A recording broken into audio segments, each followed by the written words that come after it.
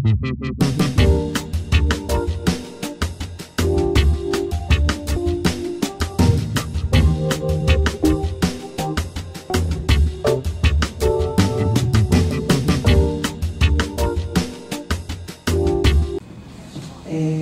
fundou o Museu Nacional da UFRJ, que fica na Quinta do Boa Vista, nós chegamos lá, faltou luz e aí a gente acabou atrasando bem a hora, né? É um museu grande e quem nos recebeu foi o diretor adjunto, o Wagner Martins, que foi museólogo, formado lá pela escola. E foi um passeio muito interessante, inclusive para ver o potencial que nós temos, nosso patrimônio tem, né? E as dificuldades, que eu acho que é muito importante que os alunos da pós eles se defrontem com essa situação, que é o como. Todo mundo tem ideias, né? Devia ter isso, devia ter aquilo, por que não? Mas a questão é o como, né? Como fazer dentro da situação. Mas hoje a gente tem aqui, para os ingressantes no curso, eu acho que é uma lufada de motivação, a Karina, não vou ler, porque eu não vou saber falar essa sua dissertação. A Karina Muniz Viana, que a tese dela, o fenômeno Gatekeeper, Museologia, Compartilhamento e Conectividade na Sociedade Global, foi defendida em 2016, recebeu o prêmio ANSIB 2017 na melhor dissertação de mestrado, né? Nós estamos dentro da área de comunicação e informação, portanto, vocês podem ter uma ideia da quantidade de dissertações dessas áreas, né, com as quais ela se defrontou, concorreu e venceu. Então, eu acho que é muito importante para os ingressantes perceberem que, eu estava conversando com ela, a gente às vezes se subestima um pouco, e esses prêmios eles servem para mostrar que, comparando com os pares, né, as outras dissertações da área de comunicação e informação, como nós estamos bem, estamos com orgulho, né, do programa, né, como nós estamos, né, em pé de igualdade e de superioridade. Então, para manter o nível, os ingressantes têm já essa responsabilidade.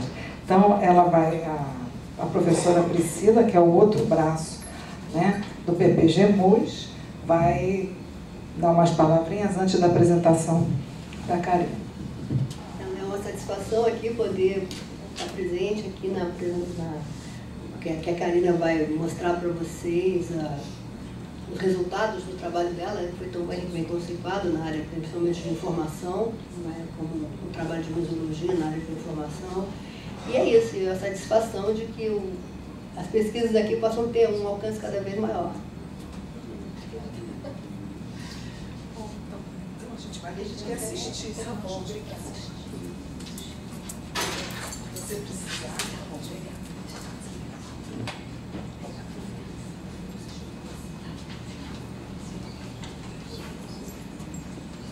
Bom,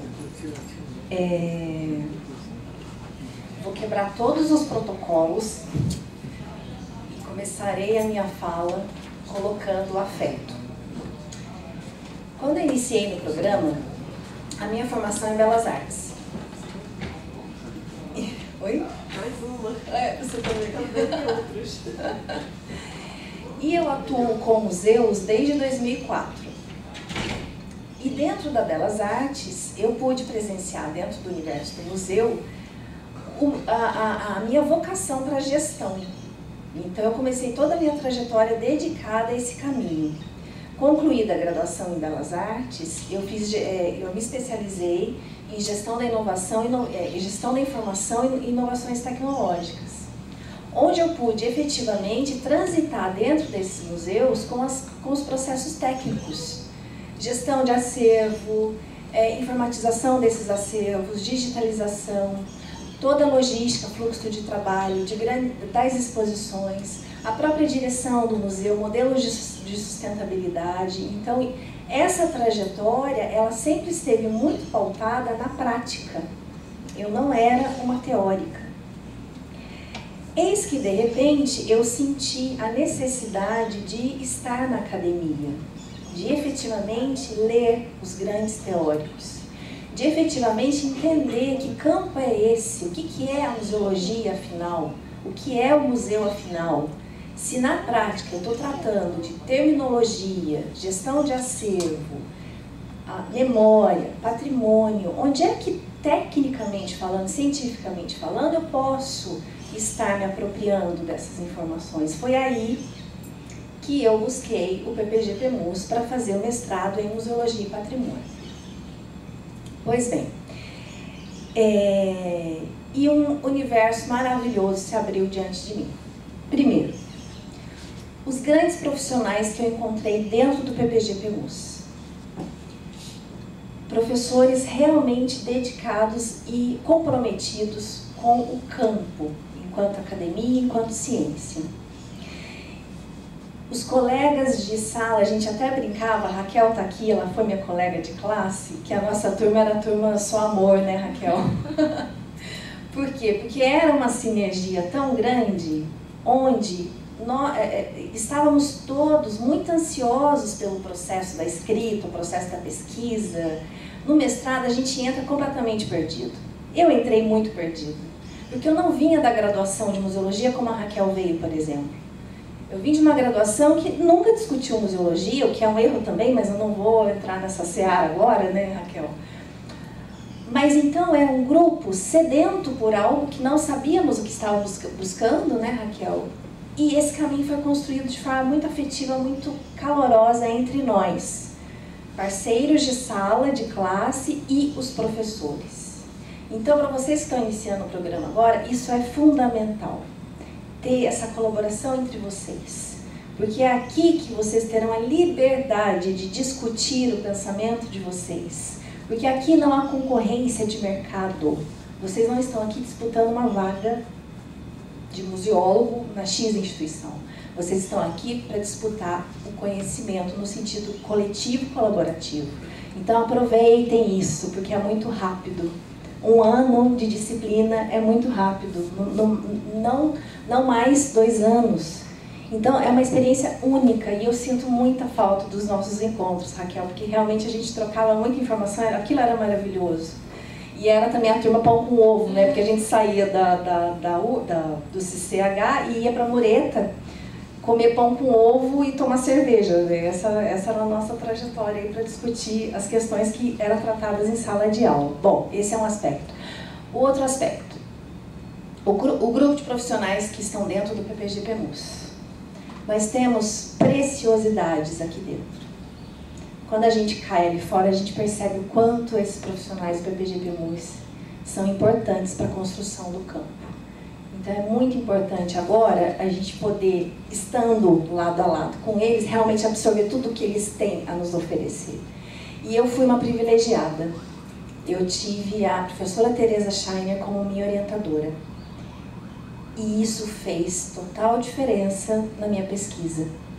Esse prêmio que a professora Uzeda citou, ele é resultado do que a professora Scheiner foi para mim durante meu processo de escrita. Por quê? Porque eu não sabia escrever. Eu não sabia escrever, eu tinha a construção do pensamento, mas eu não conseguia colocar aquilo no papel. Me dava um pânico, me dava um desespero, eu chorava, eu tremia. E a professora Scheiner, olá, tudo bom, à vontade. E a professora Scheiner, com muito respeito, com muita humildade, me puxava para o centro. Várias vezes ela escreveu junto comigo. Quando eu digo junto, ela colocava o computador dela de um lado, o meu no outro, e editávamos o mesmo texto. E a professora Scheiner me interrompia às vezes e falava, Karina, explique isso aqui que você quis dizer. E aí eu soltava um texto gigante. E aí ela parava. É isso que você tem que colocar agora em palavras. Então, por que eu estou narrando isso? Fazendo essa introdução melódica e afetiva. É que a relação com o orientador é uma relação muito importante.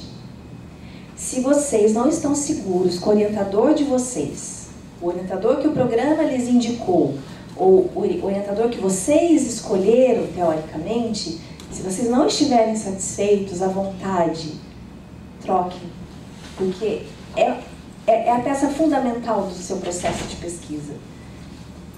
Outra coisa, orientador não é aquele que vai passar a mão na sua cabeça. O bom orientador é aquele que realmente vai te puxar para pensar, para escrever, para ler, vai corrigir, vai criticar. Esse é o bom orientador. Isso Teresa Scheiner fez comigo. Em vários momentos, aí vem aquelas informações em off. Em vários momentos eu chorava desesperadamente porque eu não conseguia. E ela falava, você vai conseguir. Leia. Sente e escreva. Leia. Então essa relação com o orientador, ela é fundamental para a riqueza da pesquisa de vocês. Então tenham segurança de efetivamente terem ao lado de vocês um profissional que entenda e que te ajude nesse processo da pesquisa e da escrita. Bom, fiz a minha introdução, vamos lá.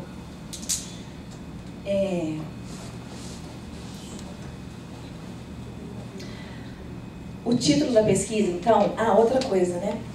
A gente começa a pesquisa de uma maneira e termina completamente diferente, isso também é ótimo. Começar uma pesquisa e terminar como ela começou, pode ficar na dúvida que a coisa está estranha. Então, minha pesquisa começou de uma maneira e ela terminou de outra completamente diferente. Então, isso é natural. Então, meu título, por exemplo, eu troquei N vezes. Ok. E oficialmente ficou o fenômeno Gatekeeper, museologia, compartilhamento e conectividade híbrida na sociedade global. Na minha banca, outra dica importantíssima. A formação da banca de qualificação de vocês. A qualificação é um momento especial da sua pesquisa, porque é ali, efetivamente, que a sua pesquisa sairá do processo embrionário fechado entre você e o orientador.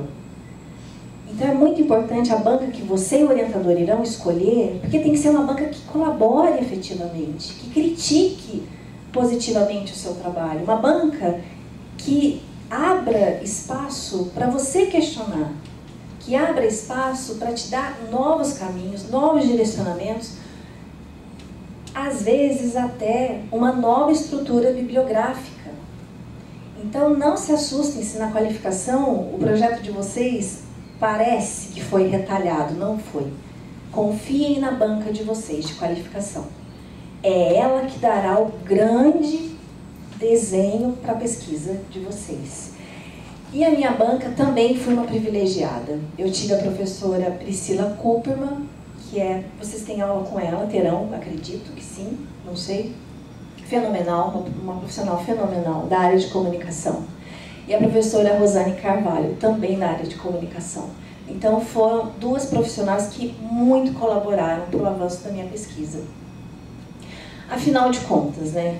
Vou falar rapidamente de onde eu parti. Durante toda a minha trajetória trabalhando com museus e em museus, e eu realmente sou uma profissional, uma operária, eu brinco que eu sou operária do museu, cataloguei obra, fiz conservação de obra, então a minha estrutura ela é operacional efetivamente. Com a chegada das tecnologias digitais virtuais através dos gadgets, que são os smartphones, tablets, eu comecei a perceber um lamento entre os pares, ou seja, um lamento entre os profissionais que trabalhavam comigo, de o visitante não vem mais ao museu, porque ele só quer saber de ficar nas redes sociais. O visitante, quando chega no museu, ele não quer saber de ver a exposição. Ele só fica interagindo com o seu smartphone. O visitante não presta mais atenção quando a gente está fazendo a monitoria, porque a gente está falando e ele está no Google. E esses lamentos foram me instigando, no sentido de, como assim? Será que realmente esses visitantes estão perdendo essa liga, essa experiência dentro do museu? Ou estão trocando tudo isso pela rede social, pelo seu smartphone, pelo seu tablet? Como assim? Então foi esse questionamento que me motivou a iniciar a pesquisa. Ok, então eu comecei a costurar alguns elementos. Irei trabalhar, então, uma análise em cima do comportamento desse visitante e a sua relação com o museu e a presença do smartphone e a internet, rede social, tudo isso junto. Mas, se eu começar essa análise a partir do campo da museologia, talvez eu não consiga elementos suficientes para entender esse comportamento. Então, eu terei que navegar por outras áreas, e aí vem a ciência da informação e da comunicação. E a questão maior ainda, ok, então, ciência da informação, da comunicação, mas o meu olhar partiria de onde? E então eu realizei essa estrutura. Eu defini os campos: museologia, ciência da informação e da comunicação.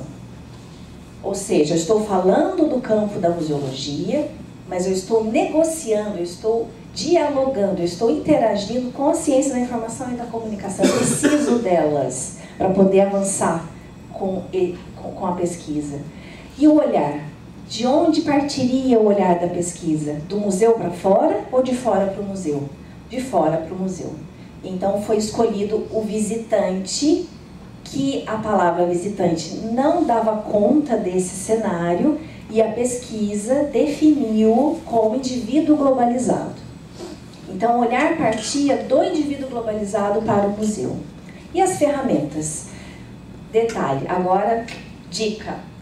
Dissertação de mestrado tem que ter um recorte muito responsável e fiel.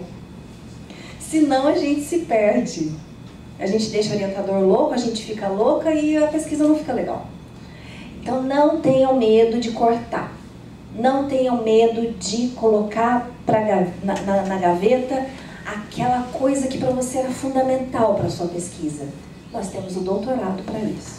Nós temos o pós-doc para isso. Então não tenham medo de cortar a pesquisa de vocês. Desenhem exatamente qual o limite que vocês querem atuar. Não tenham medo de não ultrapassar esse limite, do tipo, nossa, mas eu poderia, tá fraco, eu precisava avançar um pouquinho mais. Não. Seja muito responsável com isso e seguro. Não se culpem por isso. E qual recorte que foi necessário? Eu disse que não teria protocolo a minha apresentação. Então agora eu estou recebendo duas pessoas incríveis. Não tem protocolo.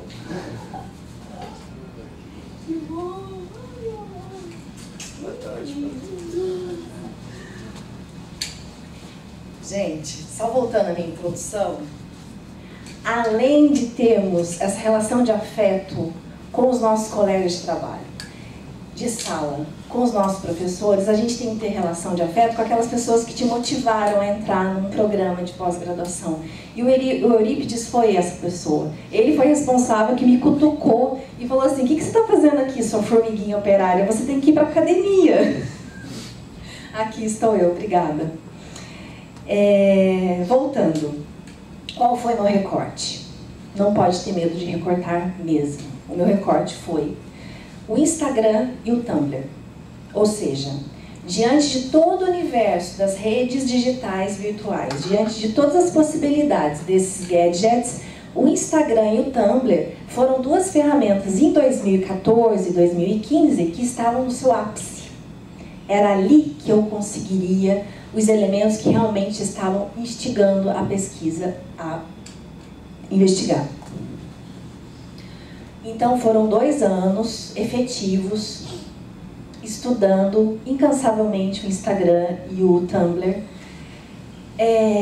Rapidamente, o Instagram é uma plataforma onde você coloca hoje vídeos de até 1 minuto, mas ele começou só com imagens. E curiosamente ele é uma rede onde eu consigo me conectar com outros elementos a partir das hashtags. E quando eu falo de hashtag, eu estou falando de palavra-chave, tema, assunto. Isso é estrutura catalográfica. Isso é estrutura tipológica. Isso é controle de vocabulário. Então, automaticamente, nós fomos encontrando elementos desse universo, elementos da base prática da museologia, do fazer, do processo. E, mais uma vez, houve um recorte. Quais hashtags foram pesquisadas? Museu, Museum, Museum Self. Somente essas três. Essas três deram conta de uma série de informações que nos possibilitaram uma análise mais aprofundada. E o Tumblr é uma plataforma de blog, nós veremos ao longo, com uma série de... é uma plataforma gráfica muito agradável, onde qualquer pessoa pode fazer uma postagem com texto, imagem, ou só imagem, ou vídeo. Ele é muito similar ao Instagram, mas ele é mais dinâmico que o Instagram, ele é mais profundo que o Instagram. Então estava feito o meu recorte e para onde eu iria investigar todos esses elementos. No início da pesquisa, nós tínhamos um desenho um pouco não aglutinado ainda. Nós tínhamos a presença do museu, nós tínhamos um museu alinhado com questões de processo, do próprio testemunho e a museologia, e nós tínhamos um indivíduo, que seria o visitante, ainda permeando toda essa atmosfera. Conforme a pesquisa caminhava, isso se aglutinou efetivamente. Uma observação que eu faço aqui, não estou falando de museu virtual. A pesquisa não se dedicou a isso. O que a pesquisa se dedicou foi como visitante, não mais visitante, como indivíduo globalizado se relaciona com esse universo que é o museu. Bom, então esse indivíduo efetivamente ele é global, porque ele está conectado a tudo e a todos. O processo se dá de forma virtual, ou seja, ele está interagindo com esse elemento virtual. O seu testemunho é digital, gera experiências digitais para depois compartilhar. O museu se torna efetivamente um espaço de compartilhamento, é onde ele vive essas experiências e as replica nesse ambiente digital virtual. E a museologia de conectividade híbrida, porque efetivamente ela consegue dialogar com a ciência da informação, da comunicação, e ela amplia esse olhar dos processos e do próprio comportamento do indivíduo globalizado. Deixa eu só voltar aqui um pouquinho. Uma observação importante. Era necessário dentro da pesquisa, porque a pesquisa ela vinha caminhando muito forte com os elementos da comunicação. Era necessário, então, localizarmos na comunicação um fenômeno que pudesse nos dar estrutura para esse avanço, para essa análise. Então, nós chegamos no teórico, que é o Kurt Lewin, que é psicólogo alemão, onde ele, no período da Segunda Guerra Mundial, pós-Segunda Guerra Mundial, ele se dedicou aos estudos sobre as dinâmicas de conectividade entre grupos sociais. Ou seja, ele foi o primeiro autor com preocupações sociais na área da comunicação de massa. A indicar que a passagem de uma notícia por determinados canais de comunicação dependiam de portões de seleção da informação, que funcionam dentro desses mesmos canais. Esse processo de filtro foi denominado por Kurt como gatekeeper, ou seja, portão de controle, portão de acesso. Quando nós estudamos esse fenômeno dentro da comunicação, onde a informação sofria essa manipulação, esse arranjo para depois chegar à massa, o que nós fizemos? Nós deslocamos esse fenômeno para dentro da museologia. Nesse deslocamento, o que foi diagnosticado? Questões como a identidade do museu e o interesse de preservação do patrimônio são tangenciados de maneira algumas vezes velada, e grande parte dela velada, por critérios muitas vezes determinados por um pequeno grupo de profissionais. No que tange principalmente as políticas de aquisição e descarte de uma instituição, é claramente replicado a ideia de portais controlados por porteiros. Voltando-se aqui à metáfora da publicação das informações. É nesse momento que se decide o que atravessa ou não o portão, para incorporação às coleções do museu. Quem determina o que poderá fazer parte do acervo do museu e ser apreciado pelo público é um dos gatekeepers do universo museológico. Então, o que nós diagnosticamos aqui? O fenômeno gatekeeper tratado dentro da comunicação, ele é visivelmente identificado dentro da museologia. Essa seleção da informação, o processo curatorial, o que fica no museu, o que será efetivamente dedicado a uma pesquisa dentro do museu. Então, os gatekeepers são efetivamente os profissionais que estão tomando essas decisões dentro do museu. Então, esse fenômeno, ele possibilitou para a pesquisa essa aglutinação com a ciência, com a área de comunicação e informação. Bom, chegamos, enfim,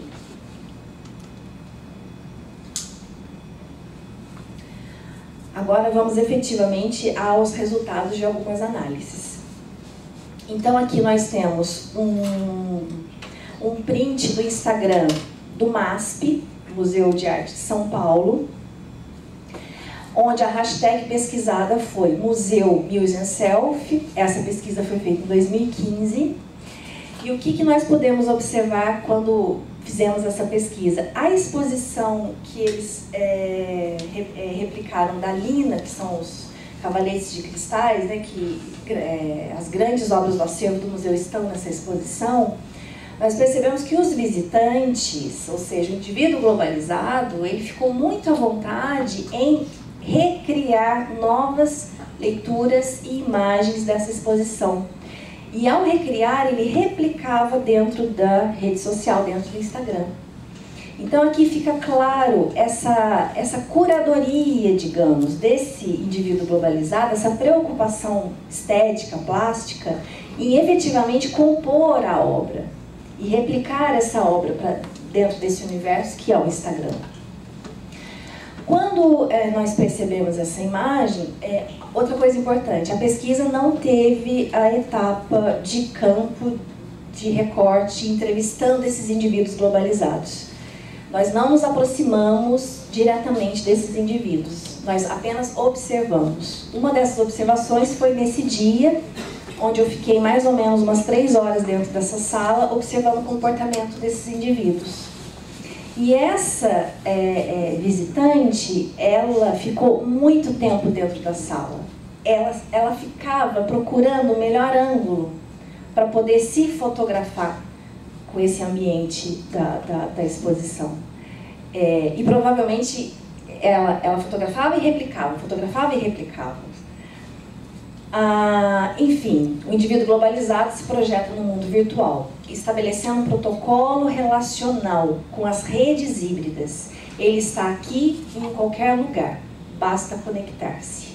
Ou seja, a partir do momento que ele está vivendo uma experiência dentro do museu e ele compartilha virtualmente essa experiência através desses mecanismos, ele replicou essa experiência. E dali acontecerão réplicas das réplicas, ou seja, a ressonância desse processo de comunicação, nós não temos mais controle sobre isso.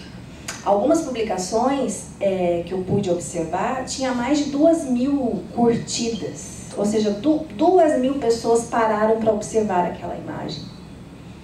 Então é essa potência do indivíduo globalizado lidando com esse novo elemento. Para o indivíduo globalizado, o museu tradicional é percebido como um ambiente de encapsulamento de suas interpretações. O lado aberto desse espaço é um todo contido no comportamento despojado desse indivíduo com relação ao museu. Os resultados visuais captados por essas hashtags nos mostrou exatamente essa liberdade do indivíduo globalizado. O quanto ele interpreta e reinterpreta a sua experiência dentro do museu. Essa imagem ela é ótima, né? Quando poderíamos imaginar uma selfie da Gioconda, né? Então, o indivíduo globalizado representa o elo entre essas realidades e as interpreta de forma muito peculiar em suas narrativas pessoais. Uma apropriação que lhe permite ser livre e dar voz ao próprio objeto musealizado. Essa é a estrutura do Tumblr. Então, é uma série de blogs, alguns apenas com texto, outros imagem e texto, alguns só imagens. Que janela é essa? Eu fiz a pesquisa pela palavra-chave Museology e aí ele trouxe alguns resultados. E a partir desses resultados eu vou navegando e vou... Os hiperlinks, né? Através de um acesso eu já faço outro acesso, retorno, eu tenho essa liberdade de navegação. Ou seja, o museu amplia-se para novas possibilidades dentro da esfera pessoal desses indivíduos. Eles encontraram nas representações mais tradicionais do fenômeno museu e nas práticas da museologia tradicional uma forma de refúgio e uma instância criativa para que pudessem, a cada postagem, reafirmar a sua existência pessoal. Por exemplo, esse blog, que se chama War in My Mind, essa garota que escreve esse blog. Então, ela visita museus das mais diversas tipologias. Nessa visita, ela se identifica com alguma obra, quer dizer, ela escolhe uma obra, ela se torna curadora do próprio blog, ela escolhe uma obra e ela cria uma relação afetiva com essa obra. E ela pede para ser fotografada nesse momento. É uma experiência de horas, ela narrando como isso é construído.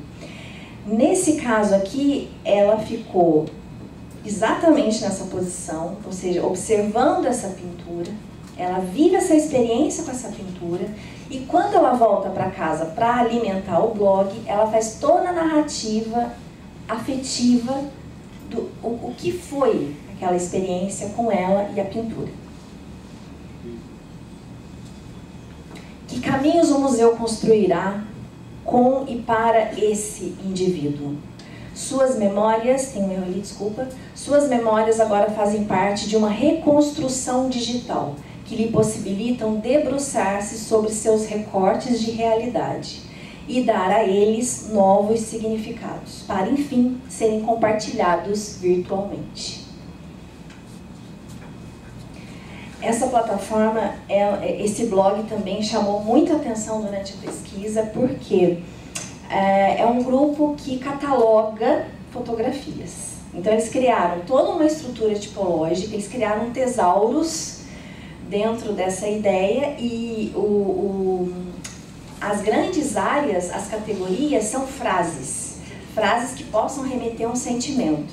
Essa imagem, por exemplo, está dentro do tema Eu Amo Transporte Público. E aí você tem uma garota andando de skate na avenida. Aqui tem título, ano, técnica, são os dados que nós trabalhamos na nossa matriz operacional dentro do museu. E eles estão fazendo isso dentro desse blog. O indivíduo emerge das práticas tradicionais da museologia e se reconfigura no ambiente virtual, como ressignificação do museu, o fenômeno dado como fluxo, algo que flui e se manifesta virtualmente. Esse outro tema também é incrível, porque é o Clube do Livro, e aí você tem essa imagem, né, dele realizando uma leitura num ambiente líquido, e aí você imagina a potência que é essa construção de um tema. Eles definem um tema, e as imagens que são cadastradas nesse tema, elas ganham outras dimensões. Elas não ficam presas à estrutura seca da palavra. É a experiência única do indivíduo globalizado sendo compartilhada, replicada com outros que não estão no mesmo tempo e espaço físico, mas que entrarão em conexão com a mesma proposta. Então a experiência com o museu vem se tornando cada vez mais colaborativa. O indivíduo globalizado institui-se autônomo em suas relações de virtualidade, assume o papel de empoderamento desse ambiente. Os museus cada vez mais estão se tornando espaços agradáveis e suscetíveis a ações conjuntas e colaborativas. E a tecnologia digital assumiu o papel de facilitador desse processo. Então o que a pesquisa fez? Ela desmistificou aquele medo que nós tínhamos, que estávamos sendo devorados por essa tecnologia individual, digamos, né? Porque é uma prática individual, mas ela tem uma ressonância coletiva muito forte. Pelo contrário, ela está potencializando o que o museu pode ser para nós. As experiências que nós podemos viver dentro do museu e fora dele, sendo replicada por grupos e grupos. Então, efetivamente, a tecnologia assume esse papel de facilitador, de uma grande ferramenta desse processo. O ambiente digital, em princípio, possibilita um construto relacional de ordem tecnológica e comunicacional. O indivíduo globalizado assume, então, o papel de gatekeeper, se apropria das mais diversas práticas da museologia tradicional e do próprio museu, e os ressignifica no momento de transposição para o suporte digital. Um legítimo processo de impressão, decalque da realidade para a virtualidade. É inegável o uso dos processos tradicionais. O que mudou foram seus atores e o ambiente ocupado por eles.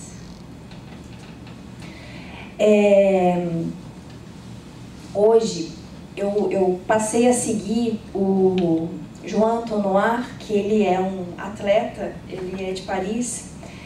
Ele faz aquela prática do parkour, né, que é aquela coisa louca, né, parece uma agilidade impressionante, e ele passou a executar suas práticas em grandes museus pelo mundo. Então esse é o Guggenheim de Bilbao, na Espanha, e essa postagem foi feita ontem, se não me engano, e já estava com 1.712 curtidas. Quer dizer, uma imagem dessa... O que acontece com essas 1.712 pessoas? Eu posso colocar no meu livro de visita do museu que nós tivemos 1.712 visitas digitais virtuais ao meu museu. Por que não? Eu estou tendo um contato agora com essa estrutura, que é o Museu Guggenheim nesse caso. Então são essas questões que a pesquisa iniciou. Foi um início de algo muito grande que está acontecendo. O Museu do Indivíduo Globalizado é um lugar que está sendo experienciado para além das fronteiras do real, pois encontrou no substrato digital novas formas de ressignificação e compartilhamento, resultando em outras subjetividades. A relação com este museu se dá a partir do momento em que ocorre o compartilhamento virtual. Bom, então a pesquisa, ela sinalizou, primeiro que ela desmistificou a nossa grande preocupação enquanto profissional da área da museologia e atuando com o museu. Segundo, que ela abriu essa grande possibilidade. A pesquisa, ela encerra num ponto em que tudo deve ser analisado agora e construído. E dentro desse panorama, e aí vamos lá, né, gente? Vamos encarar o doutorado e vamos voltar para a prancheta. O que a gente está imaginando para o doutorado, né? Ainda trabalhando a questão do Museu Indivíduo Globalizado, e o que nos interessa agora é entender a experiência dilatada do início do século XXI. Então o recorte agora é efetivamente quando essas tecnologias já fazem parte do nosso cotidiano. O recorte é como essa experiência está sendo ampliada, conectada, como ela está ressonando. E a ideia é trabalhar essas continuidades e rupturas das novas formas de relações humanas no ambiente digital, tendo o museu como um ambiente a ser experienciado. A Pinacoteca do Estado de São Paulo teve um projeto em parceria com a IBM, que é a Voz da Arte. Não sei se vocês tiveram contato, se não tiveram, vale a pena dar uma pesquisadinha no YouTube, que é o projeto do Watson. O Watson é uma ferramenta, é um grande sistema de inteligência artificial. Desculpa, não é. É computação cognitiva. A computação cognitiva é uma área dentro do IA, dentro da inteligência artificial. O que é a computação cognitiva? Estamos ensinando máquinas. Estamos ensinando máquinas a terem sentimentos, a tomarem decisões. Isso é computação cognitiva. E o Watson é o projeto pioneiro no mundo desenvolvido pela IBM, onde eles estão educando essa máquina, que é o machine learning que nós chamamos, né? Educar as máquinas. A IBM está vindo com o Watson dedicada na área de direito, saúde e comércio. Essas são as 3 áreas que o Watson está atuando hoje no mundo. O escritório matriz do estudo dos códigos-fontes é aqui em São Paulo, e eu estive entrevistando o coordenador, que é o Fabrício, e eu questionei o Fabrício, falei, Fabrício, por que vocês fizeram essa parceria com a Pinacoteca? Com o Watson e a Voz da Arte? Desculpa, o que é a Voz da Arte?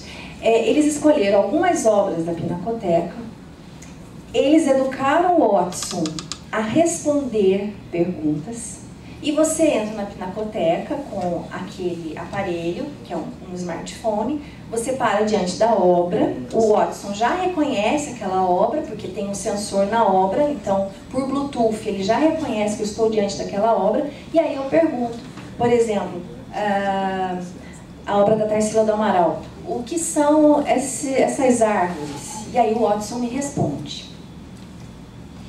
Como é que ele trabalha? Ele pega palavras-chave da minha construção de frase, vai no seu banco de dados, que é gigante, e escolhe aquela resposta que teve um índice maior de 1. Sim, ainda somos binários, né? 0, 1. Tudo isso ainda é 0, 1. E aí dá a resposta. Quando a resposta não é encontrada, o Watson diz, olha, eu não consigo responder isso para você agora. Quando isso ocorre, a central analisa essa negativa e amplia, mais uma vez, esse banco de dados, tendo resposta para aquela pergunta. E assim, eles vão educando o Watson. Ok, então eu questionei o Fabrício, por que essa experiência com a Pinacoteca? E aí ele me respondeu, a IBM não tem nenhum interesse em atuar na área da cultura. Mas a IBM identificou o museu como um grande laboratório para educarmos o Watson. Porque é dentro do museu que trafega maior número de pessoas no sentido de capital intelectual, capital cultural, idade, aquele trânsito de pessoas é estimulado ou desculpa, me fugiu a palavra. Exatamente. E nós tivemos no museu as perguntas mais absurdas.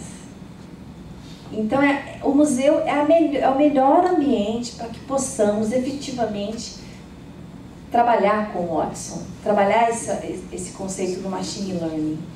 Voltando na ideia desse prolongamento da pesquisa, então interessa compreender esse corpo social digital, de como se apresenta nas mais diversas conexões virtuais, em suas produções de subjetividades e construções de realidades no início do século XXI. O humano está sendo digitalizado e esse novo corpo se dilata para novas estruturas. É isso aí. Obrigada.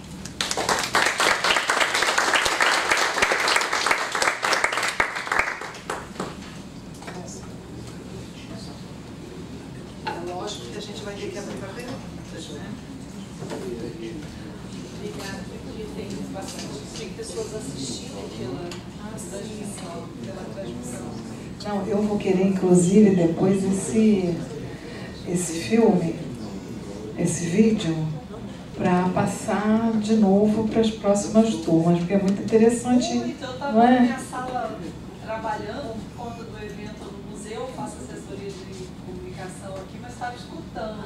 Eu falei, vou descer. Parabéns. Ibope, né? Olha, eu acho assim, muito estimulante a gente ver. Eu gostei muito quando você deu aqueles conselhos iniciais, porque ainda que sejam difíceis de passar, a gente às vezes tem que sofrer na própria pele, né? Porque cada um também tem um time, cada um tem um processo, vocês vão perceber que é um ato criativo, né? Solitário e criativo.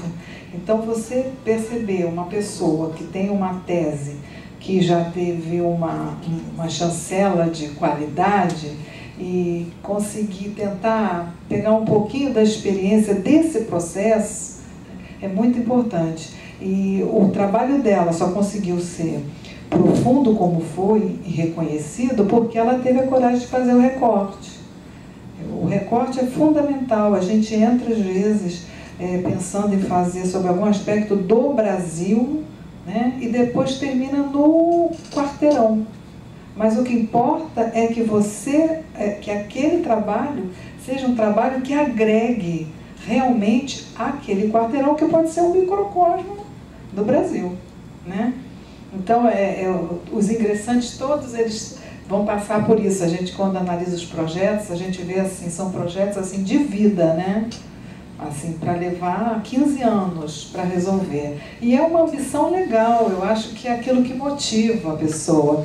Mas a realidade, ela bate a porta e a gente vê que o tempo é pouco e que para a gente se aprofundar, a gente tem que reduzir.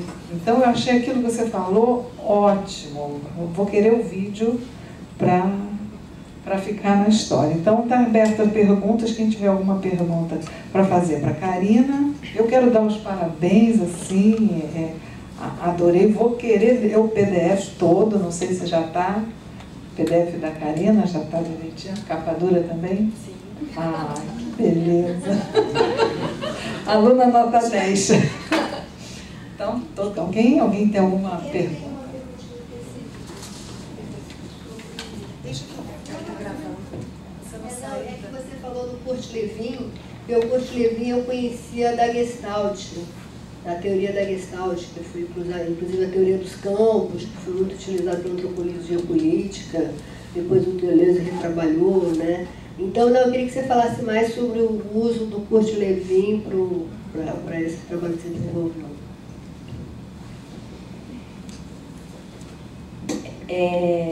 O recorte com ele foi dolorido, né? Porque realmente ele tem quer dizer, ele replicou isso de forma muito potente. Então, o que foi buscado dele? Especificamente o comportamento do gatekeeper, aquele profissional de dentro da imprensa pública que recebia uma notícia, trabalhava, manipulava e aí distribuía para a massa. Foi somente isso que nós bebemos dele. Quer dizer, como que o fenômeno... Porque o fenômeno gatekeeper surgiu disso. Então, exatamente. Então, como que isso se dava no ambiente da comunicação? E aí percebemos que no universo do museu esse comportamento era muito presente e percebemos que o próprio indivíduo globalizado também está se apropriando disso. Ele faz o filtro agora.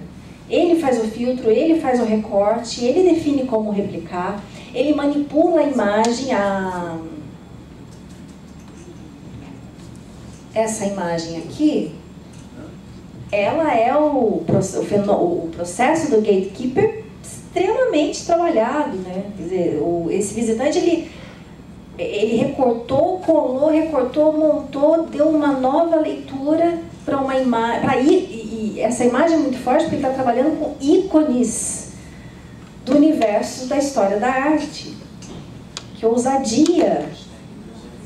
E isso se tornou uma imagem única.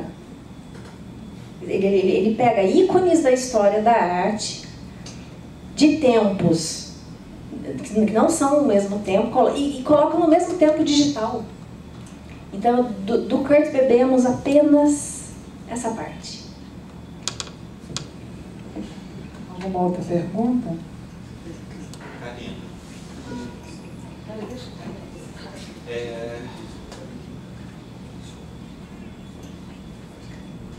Parabéns, tá? E olhando o seu trabalho, a princípio parece que a gente está tendo uma visão, às vezes, sempre muito positiva, né? E quando a gente critica, por exemplo, o profissional de museu, porque quando ele é visto como um gatekeeper, né, na verdade ele também está fazendo uma seleção dentro de princípios e valores, né? dentro do mundo digital, da internet, das redes sociais, as pessoas estão em busca de curtidas, né? Então, coisas indesejáveis, coisas, elas não aparecem. Isso, você chegou a considerar esse aspecto? Obrigada.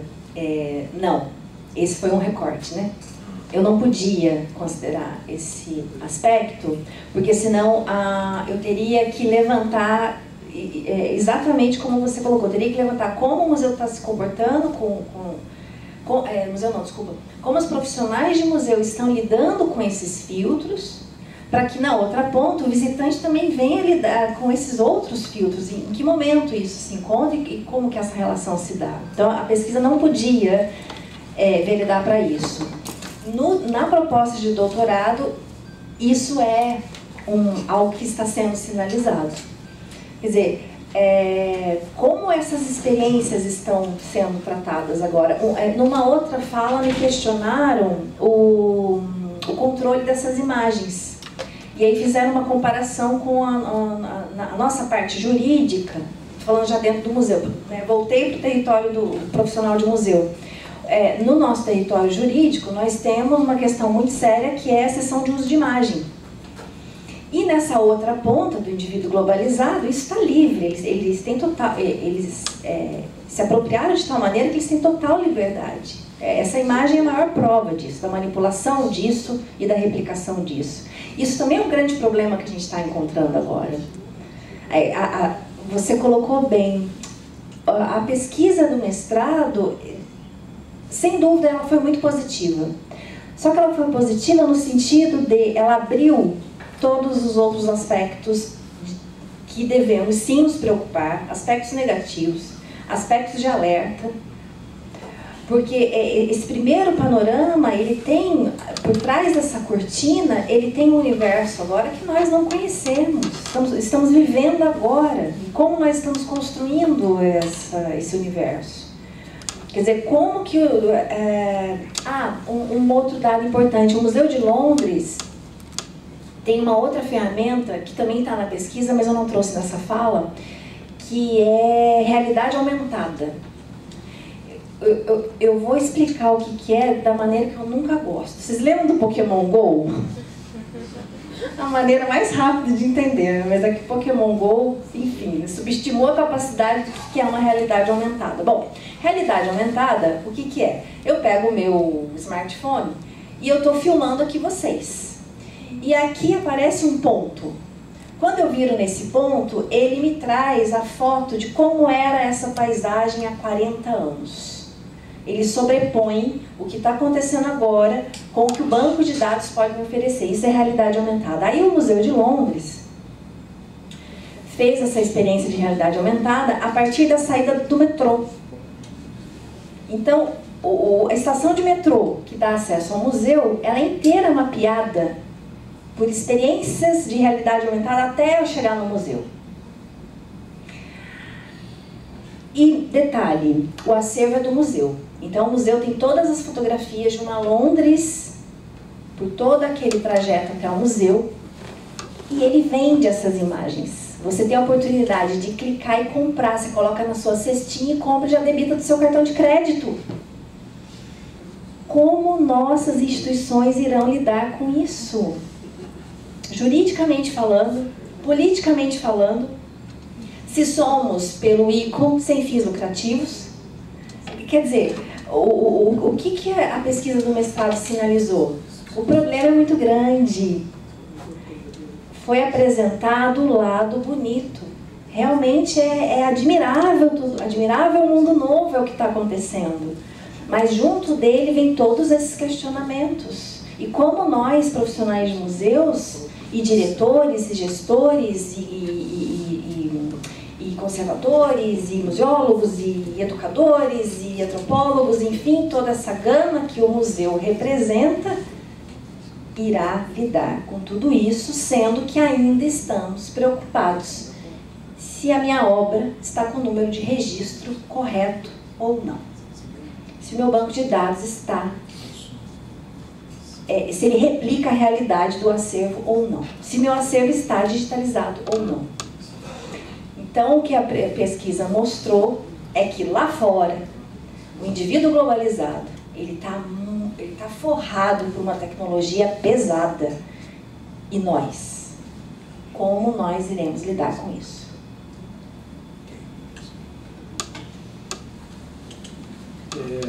Bom, Karine, parabéns. Seu trabalho é muito merecedor realmente desse prêmio que você recebeu, e acho que uma das coisas belas, né, da academia é a gente ter poder nos debruçar tanto sobre as coisas do passado, né, e nos ajudar hoje, como o que está acontecendo hoje, essas projeções para o futuro, né.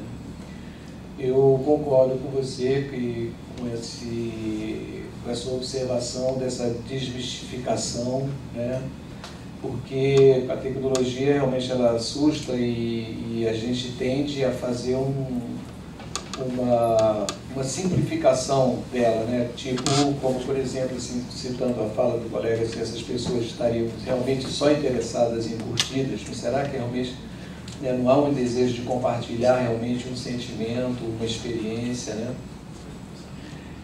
Então eu me lembro, por exemplo, eu tenho meus afilhados que são adolescentes e outro dia eu reclamei delas de ficarem excessivamente tempo no celular. Não, você fica muito tempo no celular, mas o que eu vou fazer? Não, você podia ler um livro, você podia ouvir uma música, ver um filme. Tio, eu faço isso tudo pelo celular. A resposta dela foi essa, né? Quer dizer, uma outra realidade. Mas o que eu vou te perguntar não tem nada a ver com isso, é uma questão mesmo assim, conceitual. Em um determinado momento aí da sua fala, você fez uma oposição entre real e virtual, né? E eu queria te perguntar assim, se você, deliberadamente, se você não utilizou assim, o Pierre Levy, a questão de opor não ao real o virtual, não opor o virtual ao real, e sim ao atual, como o Levy coloca, né? Qual é essa definição de real que você tem? Porque acho que é importante saber assim, onde é que você está situando essa... Foi trabalhado Pierre Levy, sem dúvida, né? E do Pierre foi mergulhado exatamente o conceito de virtualidade. Deixa eu voltar aqui numa imagem. Essa. Aqui da Pierre Levy. Ou seja, a virtualidade, o virtual do Levy é aquilo que virá a ser, aquilo que já é concebido, né? E aí ele usa uma coisa bem simples e direta, né? A virtualidade da semente é ser árvore, é tornar-se árvore. Nessa imagem, o que você tem? Você tem um processo de virtualidade na construção do museu interior que essa garota faz, quer dizer, ela efetivamente entra no museu e busca essa experiência. A virtualidade dela de entrar no museu é viver a experiência que depois ela vai narrar. Então ela já entra no museu com essa narrativa virtualmente potencializada. E quando ela retorna para casa e edita o blog, ela consolidou, ou seja, a semente realmente virou árvore. Então a virtualidade que a pesquisa traz, esse conceito virtual da virtualidade, por isso que no início da minha fala eu coloquei que eu não estou falando de museu virtual, porque eu estou falando de uma virtualidade do pensamento, do sentimento, do afeto. E o ambiente digital, ele se tornou a materialização dessa virtualidade. Então foi nesse território que a pesquisa caminhou. Tem que falar que foi um premiado perguntando para uma premiada, né? Porque temos dois premiados aqui. O diálogo dos dois é uma coisa séria. Teses premiadas, dissertações. Alguém mais? Quero apenas dar umas informações, sabe? Que quem recebeu o prêmio por você fui eu. Gente.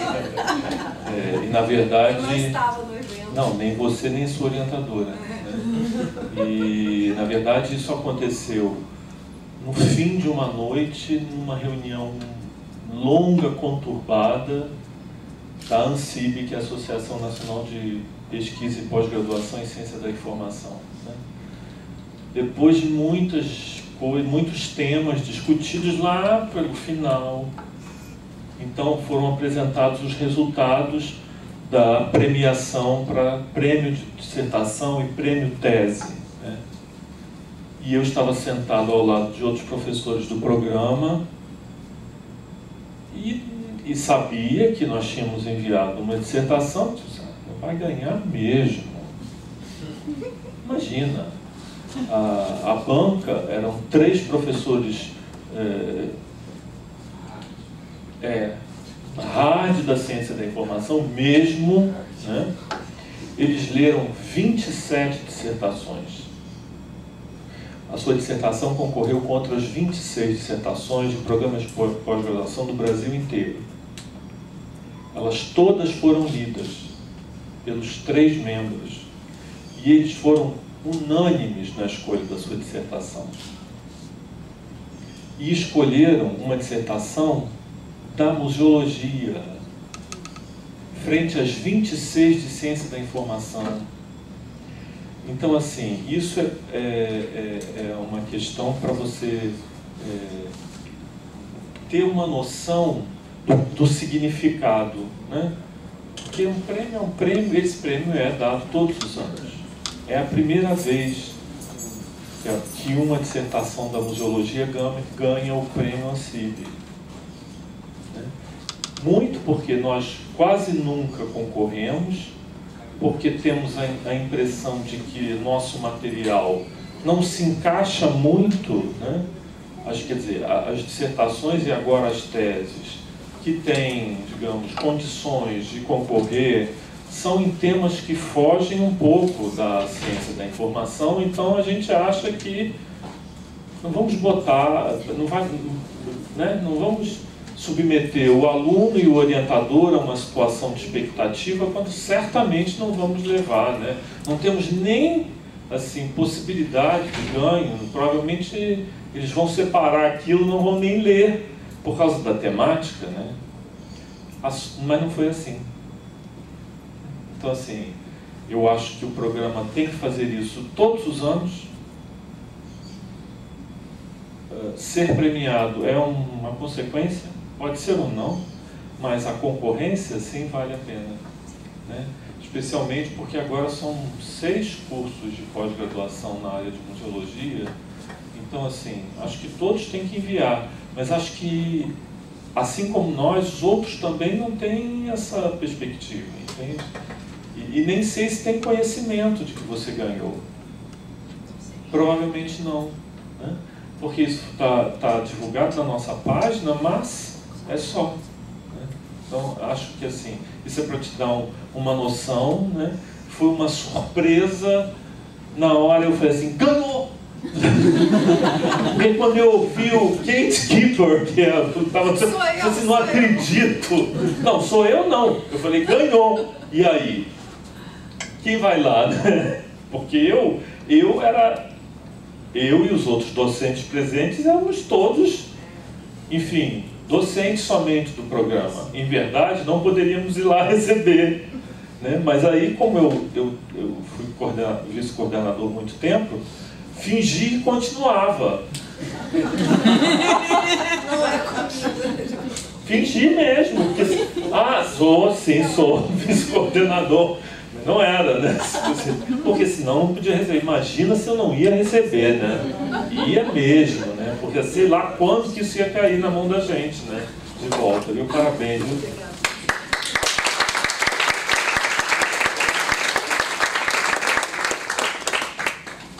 Deixa eu só... Inclusive eu pedi para a professora Shiner dividir essa mesa comigo, mas ela está em férias, né? Não pôde. Eu reforço, e a minha fala eu comecei colocando isso. Eu entrei no programa sem saber escrever, eu não sabia escrever, né? Eu não vou repetir que eu dei todo um discurso no começo sobre isso, né? Como que a gente entra no programa e como que a gente sai do programa. O papel da professora Scheiner foi fundamental nesse processo. Então, o resultado da pesquisa, grande parte, é devido à professora Scheiner, que realmente ela percebeu todo esse cenário e conseguiu extrair essa produção, né?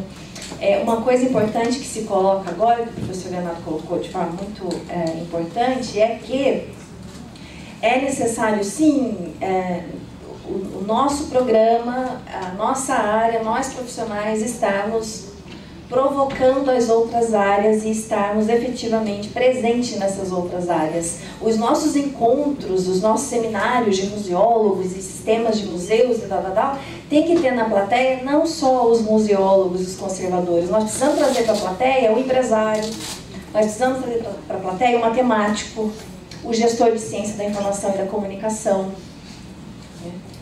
Por quê? Porque é a maneira com que nós temos de estarmos efetivamente ampliando essa área e essa discussão. Acho que é isso. Obrigada.